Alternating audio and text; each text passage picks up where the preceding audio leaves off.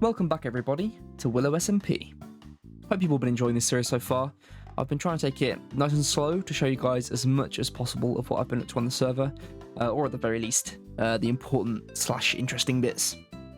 Now you're probably thinking, Jammin, why are you blowing up the very nice landscape around your base? And to that I say, if you're going to live in a big hole, why not make it the biggest hole around? That makes sense in my head. I don't know, man. Anyway. To be honest, this doesn't actually have anything to do with what this episode is about, because today we're actually going to be doing some exploring and, more importantly, some battling bosses. Willow has a very cool mod called Bosses of Mass Destruction, which adds some very big, very mean guys to the world who are structured like classic game bosses with phases and different abilities, all in the effort to mess you up as badly as possible. I thought we'd try and take on as many of these guys as possible because they drop some very handy items that can be used to craft anything from infinite ender pearls to tables which allow you creative flight. Seems like something we'd like. The first of these bosses I fought was the Void Blossom, and there was a small group of us that took it on very, very underprepared. We're balling. This is going to go so well. This thing is probably going to absolutely ruin us. I can't lie. I've got 12 arrows and a diamond sword. Uh-oh. Oh, heavens. Big flower. I need to equip some golden apples, I think. Oh, God. Yeah, avoid the purple. Do not step in the purple.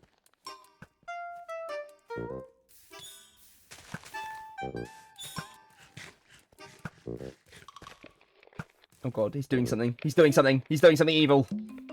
Oh god!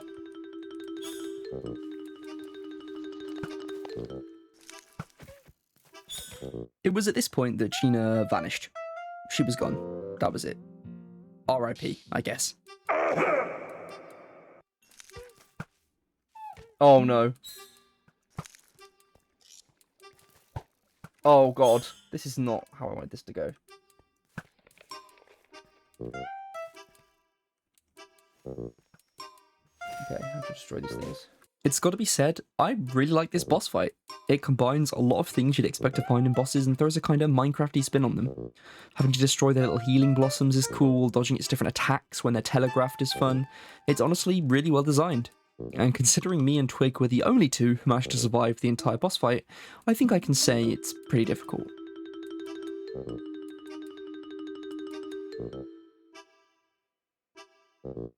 It didn't end up taking us too long to finish killing this very aggressive dandelion, probably more thanks to Twig's sniping skills than me just bashing it with a sword for 5 minutes.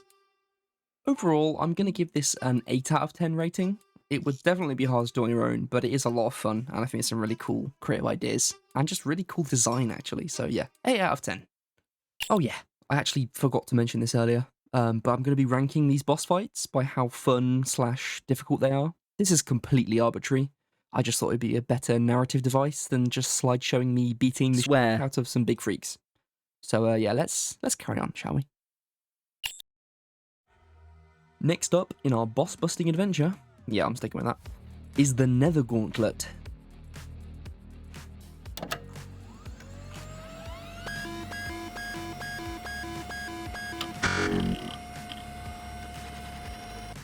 So I'm just going to say it, I think the animations for this boss are definitely the coolest.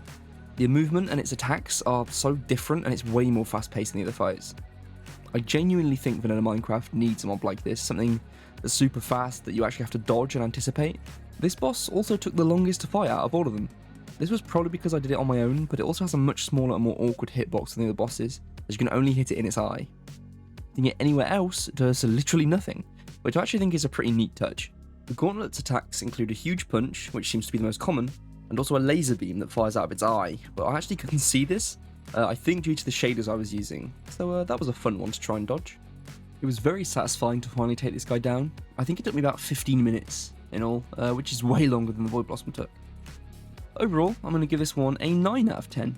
I think this one feels a bit more sort of skill-based, and the animations and attacks just look so goddamn cool. Now we move on to the final boss of Mass Destruction. I think this is actually the one you're meant to do first, though there's no real sort of order to them. Straight off the bat, I have to say, the tower design for this is incredible. This looks so menacing, has a real foreboding kind of vibe to it, so I'm a big fan of that.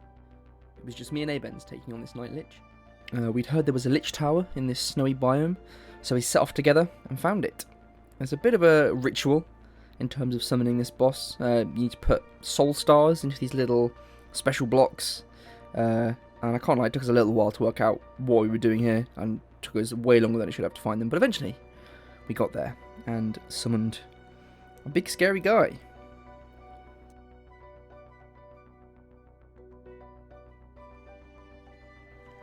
So this big bony fella really reminds me of classic Minecraft boss mods. I don't know exactly what it is about him, but he really evokes almost kind of like aethery vibes. I think it may also be down to the fact that he kind of floats around and is quite ethereal. I don't know. I could be crazy, but that's what I get from him. This fella has quite the arsenal at his disposal as well. He has 5 gas-like fireballs that he launches. He summons phantoms that just dive bomb you instantly, and he has an even bigger fireball that does a ridiculous amount of damage once he's charged it up.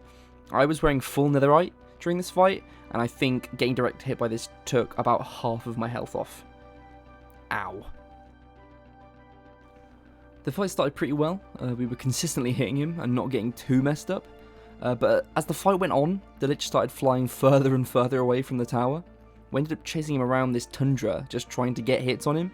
This did end up getting a little bit tedious, I can't lie, especially because he didn't really seem to go into any new phases or do any new attacks, so we really were just essentially chasing him and hitting him and chasing him and hitting him over and over and over again, so, you know, it was fine.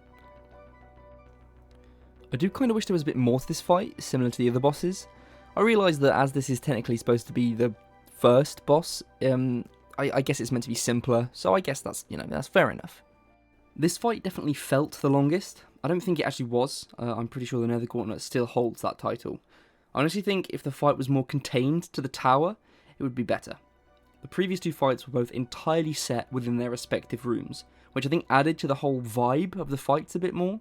I don't know whether the Lich is actually supposed to stay near the tower usually, and we just got a bit unlucky, but it did make the fight considerably more annoying. Anyway, I think I'm going to give the Night Lich boss fight a 6 out of 10. Don't get me wrong, it's still a great fight, and these ratings by no means mean that any of the fights are bad at all, just that some are better than others. Otherwise I would have rated some of these like 0 out of 10 or something. These are all a lot of fun.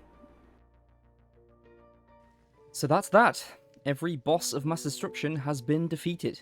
Which fight did you think looked the coolest, or the hardest, or both? Let me know down in the comments. Now that we've got those guys out of the way, we can focus more on building. So next video is going to be a lot of building, I can tell you that. Apologies for this video coming out a little bit late. I've had a very busy couple of weeks, but we are back on track now, and I'm ready to start building and getting very creative as well. Thank you all so much for watching, and I'll see you all in the next video. Bye bye!